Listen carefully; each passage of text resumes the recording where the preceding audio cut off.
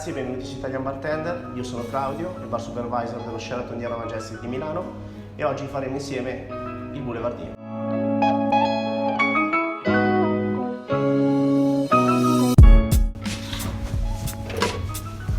Il Boulevardier è un cocktail che fa parte della famiglia dei pre-dinner. È un cocktail che è composto da 3 ingredienti: 2 tipici italiani, abbiamo il bitter Campari, abbiamo il vermouth e abbiamo un whisky. Per la precisione abbiamo un whisky americano, un bourbon whisky, che è fatto col 51% di mais. La tecnica di servizio del Boulevardier è una tecnica mix and strain, quindi andiamo a raffreddare il cocktail senza andarlo notevolmente ad annacquare. Le proporzioni sono 3 centilitri di bitter, 3 centilitri di vermouth,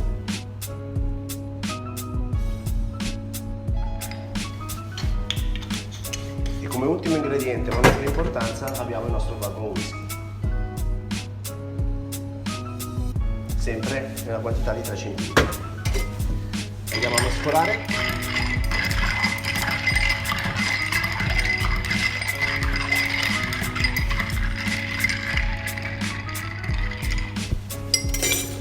Andiamo a tirare via il ghiaccio dalla nostra coppetta e andremo a versare dolcemente il nostro Boulevardier in coppetta.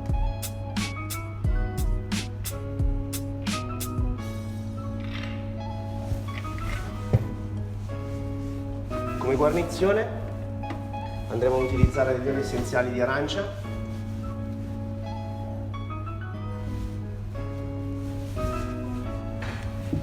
e infine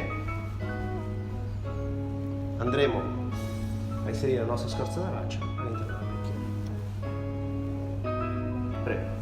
Oggi insieme abbiamo visto il Boulevardier, un cocktail pre-dinner che nasce nel 1794.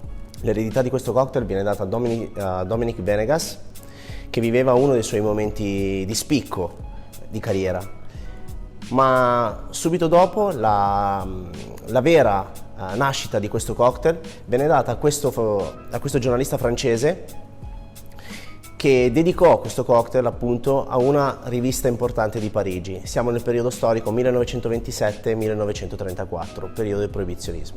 Questo cocktail nasce in coppetta con questi 3 ingredienti che abbiamo visto: American whisky, bourbon whisky, Campari e vermouth.